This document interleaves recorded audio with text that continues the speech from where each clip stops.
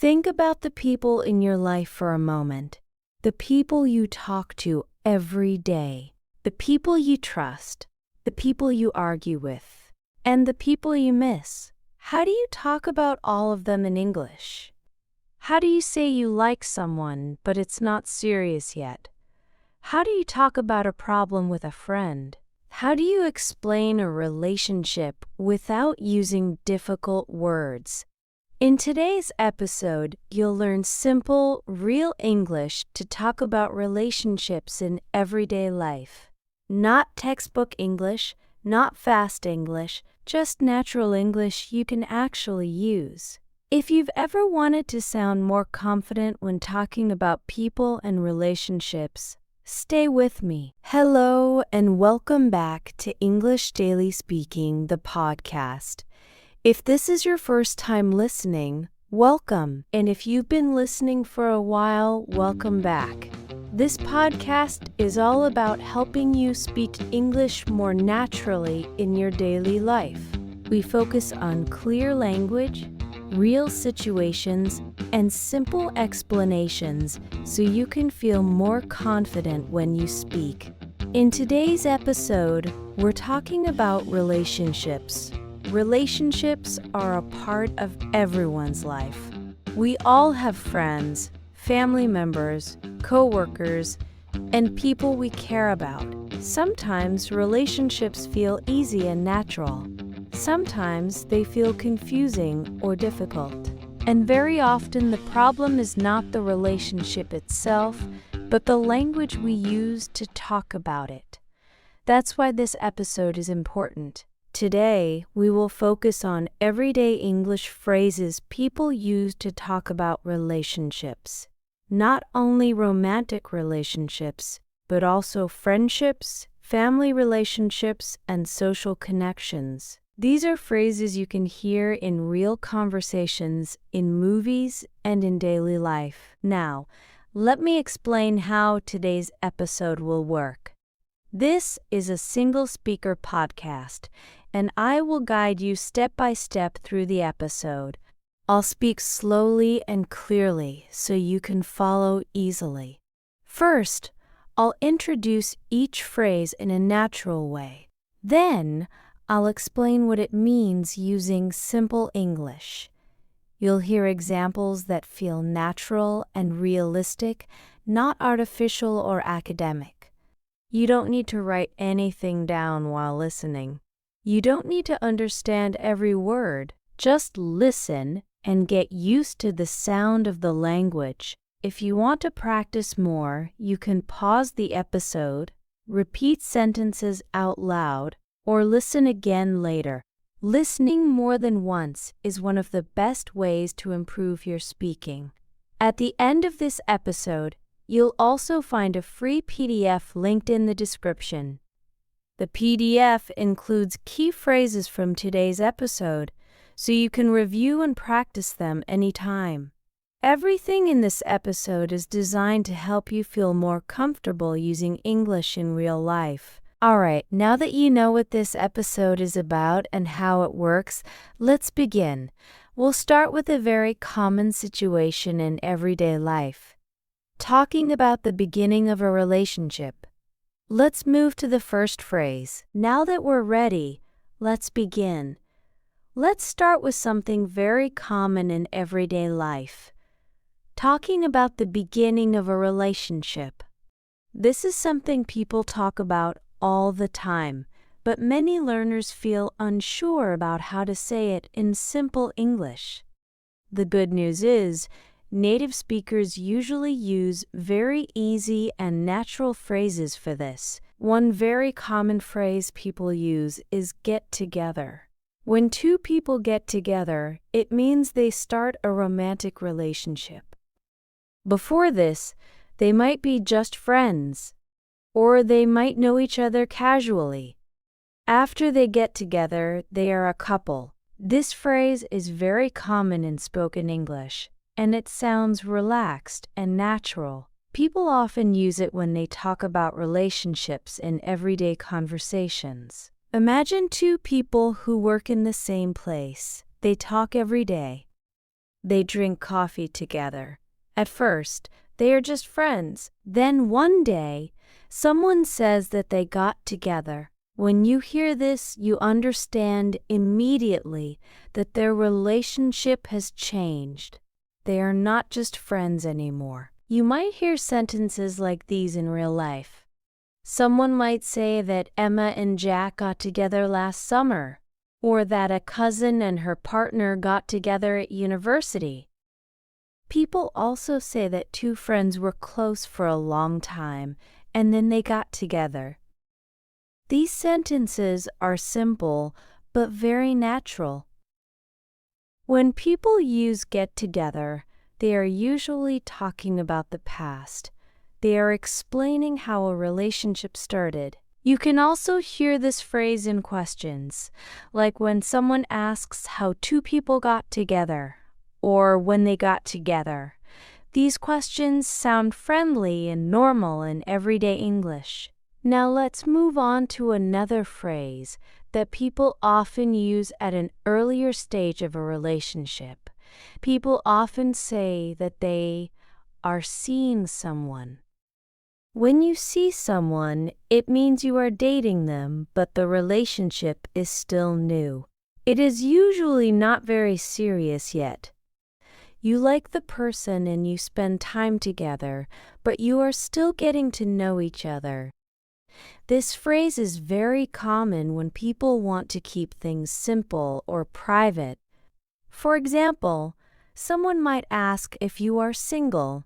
Instead of giving many details, you can simply say that you are seeing someone. This short answer is polite and clear, and people understand what you mean right away. You might also hear sentences like these. Someone might say that they are seeing someone from work, or that they have been seeing someone for a few weeks. People also ask questions like whether someone is seeing anyone these days.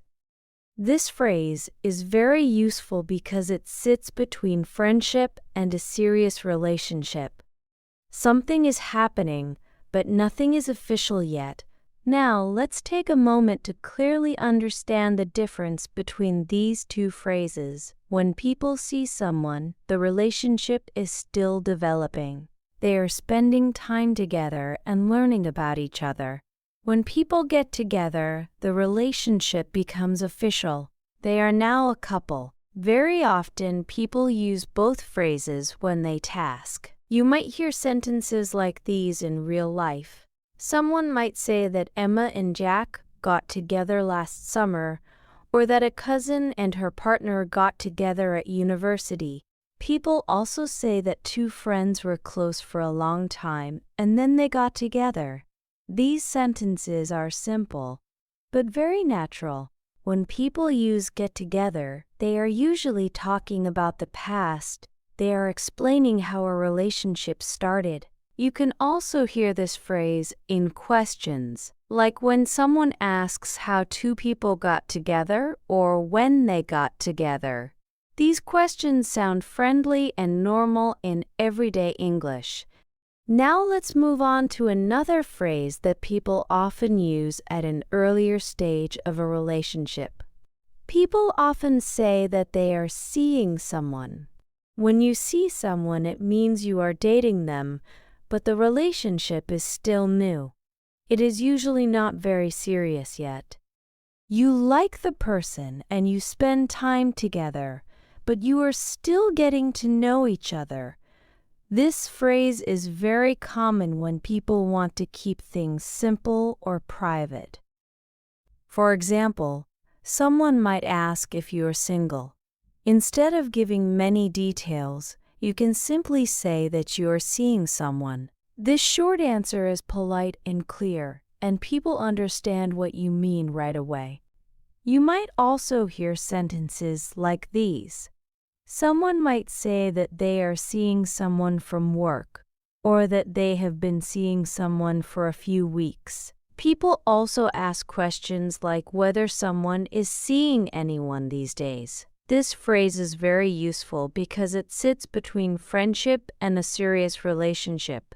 Something is happening, but nothing is official yet. Now, let's take a moment to clearly understand the difference between these two phrases. When people see someone, the relationship is still developing. They are spending time together and learning about each other. When people get together, the relationship becomes official. They are now a couple.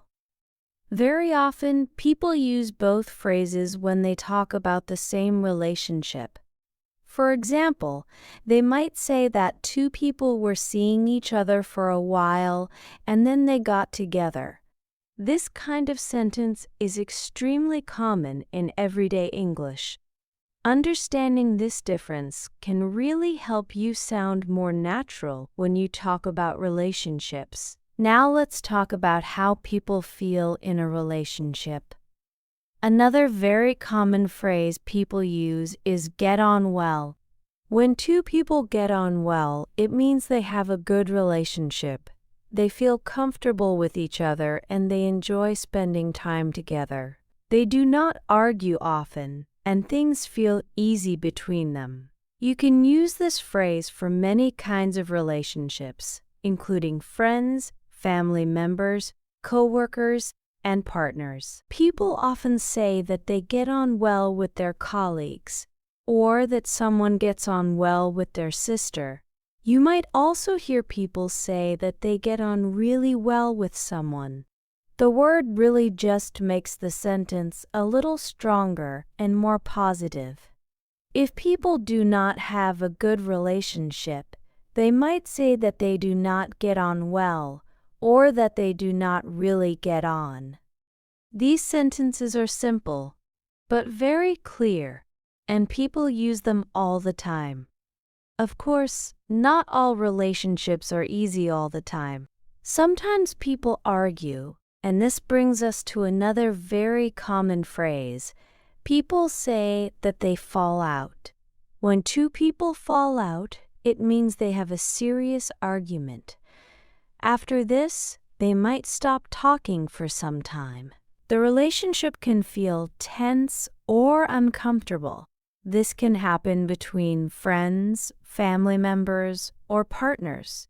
For example, someone might say that they fell out with a friend last year, or that two people fell out after a big argument.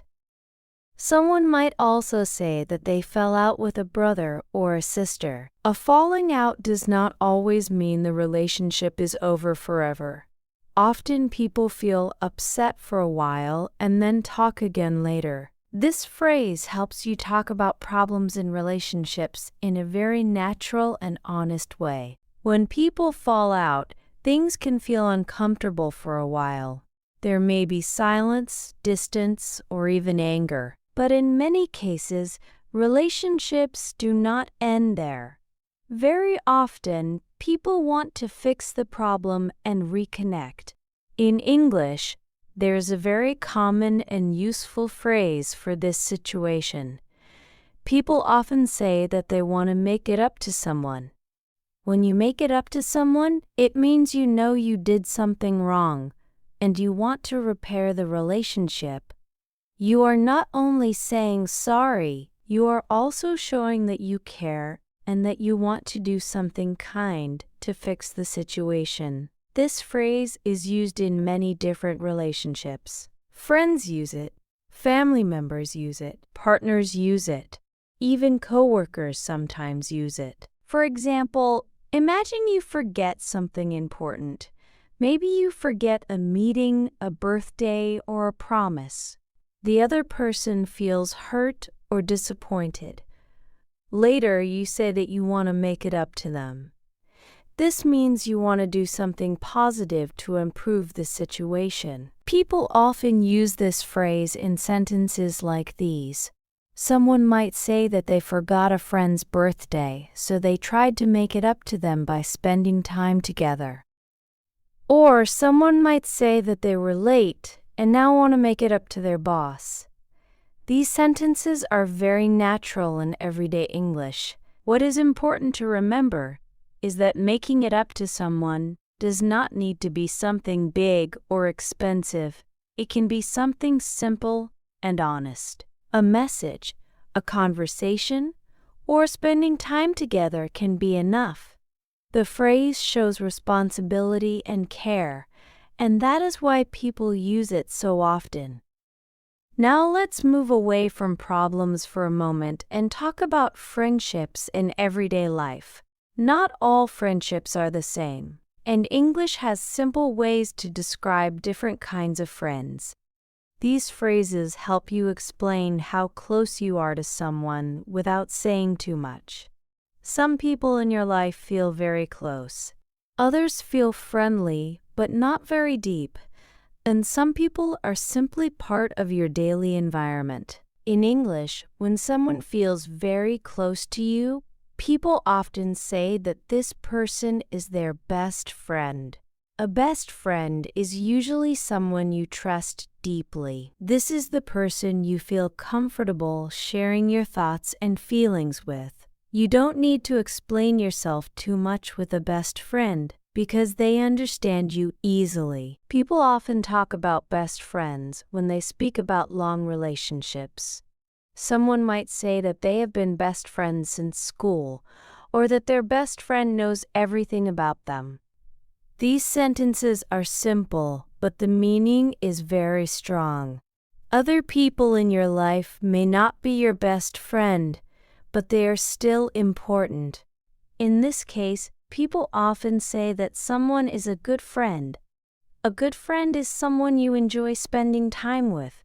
You feel relaxed with them and conversations feel easy. You may not talk every day and you may not share everything, but the relationship feels positive and comfortable. People often have good friends at work, at the gym, or in their neighborhood. Someone might say that they have a good friend from work, or that they meet a good friend for coffee sometimes. This phrase is very common and very useful. Then there are people you know, but not very well. You might see them often. You might say hello. You might have short conversations. But you do not spend time together or share personal things. In English, people often describe this kind of person as a casual acquaintance. This phrase is polite and neutral. It does not sound negative. It simply explains that the relationship is not close. Someone might say that a person from work is just a casual acquaintance, or that they have a few casual acquaintances in their building. This helps explain social distance in a clear and respectful way. Now let's talk about how people feel about others, not just how close they are. Sometimes we meet people we respect and admire. We feel inspired by them, or we appreciate the way they act. In English, people often say that they look up to someone. When you look up to someone, it means you respect them and admire who they are. This can be a family member, a teacher, a friend, or even a coworker. It is not about power or status. It is about character and behavior. People might say that they look up to an older sister, a teacher, or a mentor. This phrase shows respect and positive feelings, and it is used very often in everyday English. On the other hand, there is an opposite phrase that people use when they talk about negative attitudes. Sometimes people judge others unfairly or act like they are better than them. In English, people describe this behavior by saying that someone looks down on others. When someone looks down on others, they treat people as if they are less important. This attitude is usually seen as unkind or rude. People often use this phrase to criticize behavior, not to praise it. Someone might say that they do not like people who look down on others, or that a kind person never looks down on anyone. These phrases help you talk about respect, kindness, and fairness in a very clear way. If you look at all these expressions together, you can see how they help you talk about real life. Relationships start. People get together. Sometimes they are seeing someone. Sometimes they get on well, and sometimes they fall out. When problems happen, people try to make it up to each other. Along the way, friendships grow in different ways, and we learn who we look up to and how important it is not to look down on others. All of these ideas are part of everyday life, and now you have simple English to talk about them. Before we finish today's episode, let's slow down for a moment and look back at what we talked about. Today we focused on relationships and how people talk about them in everyday English. These are not special or difficult phrases.